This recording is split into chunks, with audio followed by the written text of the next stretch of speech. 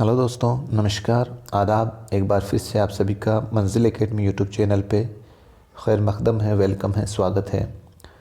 दोस्तों, मंजिल academy YouTube channel आपकी जो मंजिल है, चाहे रीट एग्ज़ाम हो, चाहे सीटेट एग्ज़ाम हो, चाहे किसी भी स्टेट का टेट एग्ज़ाम हो, उसकी मंजिल तक पहुंचाने के लिए हम लगातार प्रयासरत हैं और बिल्कुल बेसिक से बिल्कुल शून्य से आपको आपका पूरा पाठ्यक्रम करवाया जा रहा है। अगर आप चैनल पर नए हैं और वीडियो को पहली बार देख रहे हैं तो बराए मेहरबानी चैनल को ज़रूर सब्सक्राइब करें और जिस कंटेंट को आप पढ़ना चाहते हैं वो अपने सिलेबस को पास रखें। प्लेलिस्ट बनी हुई है, प्लेलिस्ट पे टॉपिक वाइज आप कोई भी अपना कंटेंट पढ़ सकते हैं। और आप अगर वीडियो को अगर पहली बार देख रहे हैं तो आपकी जानकारी के लिए बता दूं दोस्तों, अभी जो हमारी सीरीज़ चल रही है वो स्पेशली रीट के लिए, चाहे आप मतलब मान लो कि जो कक्षा 8 की जो माध्यमिक शिक्षा बोर्ड की उर्दू की जो बुक है उसकी लेसन हम पढ़ रहे हैं, वो सीरीज़ चल रही है और लगभग ये मान लो कि सेकंड लास्ट अपने पार्ट है, सबक है। और इससे पहले दोस्तों हम लोगों ने ये पाठ पढ़ चुके हैं। हम इतने लोकगीत, सबर का फल, एम.एस. सुब्बालक्ष्मी, गारू, सुबह कभी तो आएगी, मिर्चनामा, सैयद मुश्ताक अली, गेंट और आपके औरतों का दर्जा, पहली जंग आज़ादी का सिपह सालार, अब्र बहार, चूँ चूँ बेगम, ये सब दोस्तों हम यहाँ पढ़ चुके हैं। और आज जो हमारी क्लास होगी वो होगी आपके एक मज़मून पढ़ेंगे हम जो इब्न सय्यना जो कि एक बहुत बड़े साइंटिस्ट थे। इनका जो मज़मून है हमारे कक्षा 8 में शामिल है, बहुत बड़ी शख्सियत है और मज़मून के तौर पर इस पाठ को हम पढ़ते हैं बिना देर किए। तो दोस्तों ये आपके अपने पाठ का नाम है इब्न सय्यना जो कि एक बहुत बड़े साइंटिस्ट थे और इस पाठ को पढ़ते हैं अपन। अबू अली इब्न सय्यना उस ज़माने के साइंसदा थे। कौन थे? साइंसदा थे, एक मतलब वैज्ञानिक थे जब इस इल्म ने ज़्यादा तरक्की नहीं की थी। जो ये साइंस वाला जो रिसर्च वाला इल्म था उस टाइम ज़्यादा तरक्की नहीं की थी। उस टाइम के वो साइंटिस्ट थे। उन्होंने अपनी मेहनत, लगन और जहानत से साइंस को बहुत फ़रोग़ दिया, यानी कि बहुत तरक्की दी साइंस को। इब्न सय्यना बुखारा के करीब एक कस्बे में पैदा हुए। उनकी बाकायदा तालीम की इब्तिदा 6 साल की उम्र में ही हुई और 10 साल की उम्र में कुरान शरीफ को हिफ्ज़ कर लिया। और इसके बाद रियाज़ी, फ़लसफ़ा और फ़ल्कियात की तालीम एक मशहूर तालिम अब्दुल्लाहुल नातली से हासिल की। अब्दुल्लाहुल नातली से। दोस्तों यहाँ पर देखो, रियाज़ी माने होता है एक तरीके से आप जो मैथ होता है, मैथमेटिक्स, इसकी तालीम। और फ़लसफ़ा का आपने दोस्तों फ़िलोसॉफ़ी नाम सुना है? फ़िलोसॉफ़ी इंग्लिश के अंदर। और दर्शन शास्त्र आपको हिंदी में कहूँ तो फ़लसफ़ा उसको बोलते हैं। और फ़ल्कियात का माना होता है दोस्तों, ये फ़ल्कियात जो इल्म होता है ये मान लो कि एक साइंटिस्ट जो ये सितारों की दुनिया होती है ना, सितारों चाँद तारों की, इससे मुतालिक जो इल्म होता है उसको बोलते हैं फ़ल्कियात की तालीम। ये आपने अब्दुल्लाहुल नातली से हासिल की, ठीक है। इब्न सीना को इल्म तिब और तहकीक से बड़ी दिलचस्पी थी। तिब का माना एक तरह से दोस्तों यूँ मान लो, तिब और तहकीक एक तरह से रिसर्च, यानी कि किसी चीज़ की रिसर्च करना। और मतलब एक तरह से यूनानी इल्म था ये, जो मतलब एक साइंसदान करता है, इससे बड़ी दिलचस्पी थी। उन्होंने तिब में बड़ी महारत हासिल की और उस इलाक़े में एक काबिल हकीम की हैसियत से पहचाने जाने लगे। यानी कि एक डॉक्टर, यानी कि इलाज व मुआलजा का इल्म। अगर हम तिब का ग्रामेटिकल माना देखें तो इलाज व मुआलजा का इल्म इसको बोलते हैं तिब। यानी कि एक इलाज करने वाला कौन होता है? एक डॉक्टर, और जिसको आपके उर्दू के अंदर हकीम बोलते हैं। तो हकीम की हैसियत से पहचाने जाने लगे। एक बार का वाक़या है कि बुखारा का बादशाह इतना बीमार हो गया कि उस वक्त के तमाम तबीबों ने जवाब दे दिया और इब्न सय्यना को बादशाह के इलाज की गरज से तलब किया गया। और इब्न सय्यना ने जी लगाकर ऐसा इलाज किया कि कुछ ही दिनों में बादशाह सेहतयाब हो गया और बादशाह बहुत खुश हुआ। उसने इनाम के तौर पर इब्न सय्यना को शाही कुतुब खाने का नाजिम मुकर्रर कर दिया। और उस वक्त उनकी उम्र सिर्फ 16 या 17 साल थी। मुश्किल से आप देख लो आप कितने महान शख्सियत थी। सिर्फ 16-17 साल की उम्र में ही वो एक बहुत बड़े हकीम की हैसियत से मतलब एक राजा का इलाज कर रहे हैं। इस वाक़े से इब्न सिय्यना की शोहरत में 4 चांद लग गए। 4 चांद लगना एक मुहावरा है दोस्तों। अब दूर दूर से लोग उनके पास इलाज की गर्ज से आने लगे। उन्हें दूसरे मुल्कों में भी बुलाया जाने लगा। वो नई नई दवाएं भी बनाते और उनका इस्तेमाल करके उन पर तहकीक भी करते, यानी कि उन पर छानबीन भी करते दोस्तों। इत्मीनान और खुशहाली का ये ज़माना पलक झपकते ही गुजर गया और वो 20 बरस के थे कि उनके वालिद का जो है वो इंतकाल हो गया। उनके वालिद का साया सर से उठ गया। वालिद के इंतकाल के कुछ ही दिनों बाद बुखारा का बादशाह भी चल बसा।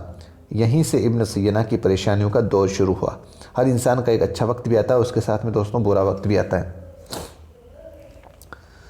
1001 ईस्वी में इब्न सिय्यना बुखारा से जुर्जान आ गए और यहीं उनकी मुलाकात अल-बेरूनी, अबू और नस्र इराक़ी और अबू सईद जैसे उलमा और सूफिया इकराम से हुई। यानी कि ऐसी शख्सियतें अल-बेरूनी, अबू नस्र इराक़ी और अबू सईद जैसे उलमा सूफिया से इनकी मुलाकात होती है। कहाँ पर? जुर्जान के अंदर। कुछ अरसा गुजरने के बाद वो रे चले गए। एक और जगह का नाम है रे चले गए और वहाँ से हमदान का रुख किया। यहाँ लंबा अरसा परेशानियों में गुजरा और फिर वो अस्फ़हान आ गए और यहाँ उन्होंने अपनी मशहूर किताबें मुरत्तब की, यानी कि अपनी मशहूर किताबों को तरतीब किया। और लगातार सफ़र, मेहनत और मुसलसल परेशानियों की वजह से उनकी सेहत भी ख़राब रहने लगी और आखिरी उम्र में वो फिर हमदान आ गए, जहाँ उनका इंतकाल हो गया। आज भी उनका मकबरा वहाँ मौजूद है। कहाँ पर? हमदान के अंदर। इब्न सिय्यना ने साइंस पर बहुत सी किताबें लिखी और उसके अलावा इल्म तिब पर भी किताबें लिखी, जिनमें सबसे ज़्यादा मशहूर किताब है अल-क़ानून। कौन सी किताब है? अल-क़ानून। इस किताब में बीमारियों की तफसीलात, इलाज के नुस्खे और इस सिलसिले में अपने तजुर्बात बयान किए हैं और दुनिया की दूसरी ज़बानों में भी इस किताब का तर्जुमा हो चुका है दोस्तों। और अल-क़ानून की इशाअत के बाद, यानी कि ये जो अल-क़ानून की किताब जब शाये हुई थी, जब छपी थी, और उसके बाद 600 साल तक इस्लामी दुनिया ही में नहीं बल्कि यूरोप में भी तिब की तालीम इब्न सिय्यना की इस किताब से दी जाने लगी। रियाजी और फल्कियात से भी इब्न सिय्यना को बहुत दिलचस्पी थी। उन्होंने हमदान में रसदगाहें, ये दोस्तों रसदगाहें एक तरह से रसद की जमा है और इसका माना होता है आपके, यानी कि वो जगह, यानी कि वो स्थान जहाँ पर आप सितारों को देखने के लिए जो दूरबीन वगैरह लगी रहती है ना, जो साइंटिस्ट यूज़ करते हैं, उस जगह को बोलते हैं रसदगाह। उन्होंने हमदान में रसदगाहें तामीर करवाई और तबीयत पर उनकी गहरी नज़र थी। तबीयत एक तरह से यूँ मान लो कि दोस्तों जो आपके फ़िज़िक्स है ना, तबीयत काफ़ी नज़र थी। इस मौजू पर भी उन्होंने किताबें लिखी। इब्न सिय्यना ने अपनी सारी ज़िंदगी साइंस के लिए वक्फ़ कर दी। उन्होंने बहुत सी इजादात किए और इंसानी फ़लाह के बहुत से काम किए। इजादात बहुत सी उन्होंने मतलब एक तरह से आविष्कार किए। और इंसानी फ़लाह का माना दोस्तों भलाई करना। ये आपके जब हमने सुब्बा लक्ष्मी का पाठ पढ़ा था उस टाइम भी ये फ़लाह नाम आया था दोस्तों, ध्यान रखना। इसका माना होता है भलाई करना, ठीक है, माना करना होता है भलाई करना। तो ये अपने इब्न सिय्यना का मज़मून था। अब ग्रामेटिकल पोर्शन देखते हैं दोस्तों। फ़रोग़ देना का माना होता है बढ़ावा देना। फ़रोग़ देना का माना क्या होता है? बढ़ावा देना किसी चीज़ को। आगाज़ का माना होता है इब्तिदा या शुरुआत, ठीक है। आगाज़ का माना क्या होता है? इब्तिदा या शुरुआत। हिफ्ज़ करना का माना हो गया ज़बानी याद करना। फ़ल्कियात की तालीम का माना हो गया सितारों से मुतालिक तालीम। फ़ल्कियात की तालीम मतलब सितारों से मुतालिक तालीम। तहक़ीक़ का माना हो गया खोज या छानबीन। पलक झपकते ही यानी ज़रा सी देर में या आन की आन में, ठीक है। और मुरत्तब करना, तरतीब देना। इशाअत का माना हो गया फैलाना या छपाई करना। अपनी किताब को जिसका नाम था अल-क़ानून, इनकी किताब का नाम क्या था? अल-क़ानून। रियाज़ी का माना हिसाब या अर्थमेटिक, हिसाब या अर्थमेटिक। और आप आपने पढ़ा था ना रियाज, अर्थमेटिक, मैथ की जगह आप अर्थमेटिक याद रख लो एक तरह से। मैथ की जगह क्या है दोस्तों, अर्थमेटिक, हिसाब। वैसे मैथमेटिक्स का वैसे आप हिसाब में ही गिनते हो। और रसदगाहें, रसदगाह की जमा है वो मुकाम जहाँ सितारों और सियारों को देखने के लिए ताकत और दूरबीन लगी होती है। एक तरह से ऑब्ज़र्वेटरी इंग्लिश में बोलते हैं इसको, ऑब्ज़र्वेटरी। तामीर करवाना, इसका माना हो गया बनवाना, ठीक है। और तबइयात, ठोस चीज़ों का इल्म जिसको अपन बोलते हैं फ़िज़िक्स, तिबियात, तिबियात, ठीक है, ठोस चीज़ों का इल्म है ना फ़िज़िक्स। वक्फ़ करना, सौंप देना या पूरी तरह लगा देना। ईजाद करना, नई चीज़ का, नई चीज़ें वज़ह करना, यानी कि नई चीज़ को आविष्कार करना, वज़ह करना। फ़लाह का माना हो गया, फ़लाह का माना हो गया भलाई। नीचे लिखे हुए अल्फाज को बुलंद आवाज़ से पढ़िए। ज़हानत, यानी कि ज़हानत का माना दोस्तों एक तरह से जिसका जहन बहुत तेज़ हो, तो उसको ये ज़हानत के माने में आया है। अज़ीम का माना होता है बड़ा। इत्मीनान का माना हो गया सुकून। इंतकाल का मौत। हिफ्ज़ का माना याद करना। तजुर्बात का मतलब अनुभव। और इल्म फ़ल्कियात का माना हो गया दोस्तों आपके सितारों से मुतालिक इल्म। तो ये माना आपको मैंने बता दिए हैं, आप इसको बुलंद आवाज़ से पढ़ें ताकि आपके अपने इमला भी दुरुस्त हो जाए। गौर करें भाई, ऐसी मालूमात हासिल करने का शौक़ पैदा कीजिए जिससे लोगों का फ़ायदा हो। बिल्कुल सही बात है। ये सबक अबू अली सीना के मुतालिक है जो इब्न सीना के नाम से मशहूर हुए। सोचिए और बताइए भाई। पहला सवाल है आपके, अबू अली सीना किस शहर में पैदा हुए भाई? बुखारा के करीब एक शहर में पैदा हुए थे, बुखारा के करीब, ठीक है। बुखारा के करीब एक कस्बा था, उसमें पैदा हुए थे। और अबू अली सीना की बाकायदा तालीम का आगाज़ कहाँ से हुआ? सिर्फ 6 साल की उम्र में ही उनकी बाकायदा तालीम का आगाज़ हो चुका था। इब्न सीना ने किन उलूम में महारत हासिल की थी? तो दोस्तों इब्न सीना ने एक तो की थी आपके रियाजी के अंदर, और एक की थी आपके फ़लसफ़ा के अंदर, और एक की थी फ़ल्कियात के अंदर, ठीक है।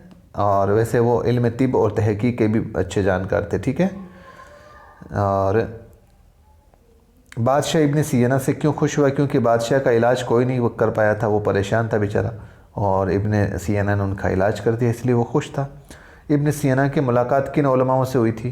अपने अल बैरूनी और अबू नसर इराक़ी और अबू सईद जैसे उलमा से इनकी मुलाकात हुई थी। इब्न सीना की मशहूर जो किताब थी उसका नाम क्या था? अल क़ानून। क्या था? अल क़ानून। नीचे लिखे हुए लफ्ज़ों के वाहिद लिखिए भाई, बिल्कुल इजी है वैसे। उलमा, उलमा का वाहिद हो गया आलिम। क्या हो गया? आलिम। मुहक्किकीन, इसका हो गया मुहक्किक। क्या हो गया?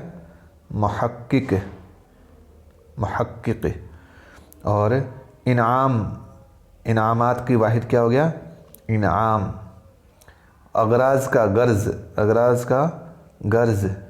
और तजुर्बात का तजुर्बा, तजुर्बात का तजुर्बा, ठीक है। ये वाहिद हो गई यहाँ पे। और आगे भी है क्या इसमें कुछ?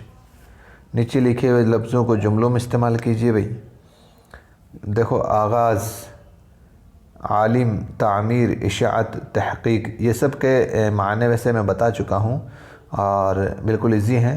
आगाज़ यानी कि अभी भी आगाज़ का अगर आप इस्तेमाल करो तो देख लो कि भाई अभी कुछ विद्यार्थी आप में से ऐसे होंगे जो अपनी रीट की तैयारी का आगाज़ भी नहीं कर पाए हैं। आलिम, आलिमों का हमेशा अदब करना चाहिए। तामीर, मैं मेरे मकान की तामीर अभी इस महीने में नहीं करवाऊँगा। इस तरीके से दोस्तों ये आपके रीट में से जुमले इस्तेमाल नहीं पूछेंगे रीट में से आपके, तो स्पेशली माने की दृष्टि से, इमला की दृष्टि से, वाहिद जमा की दृष्टि से। और ये ठीक है। ये पार्ट्स देखो आप, नीचे दिए गए हुए जो मिसालें हैं कुछ, हर लफ्ज़ के आखिर में अलिफ और ते लगाकर जमा बनाइए।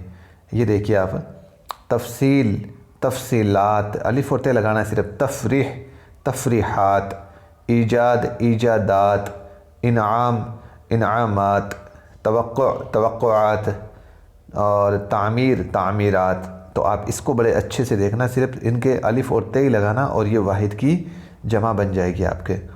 सॉरी दोस्तों, यानी कि इस तरीके से आप इसमें अलिफ और ते लगाकर वाहिद और जमा बना सकते हैं, वाहिद का जमा बना सकते हैं, ठीक है। बड़े ध्यान से समझना दोस्तों इनमें आप आराम से, ठीक है।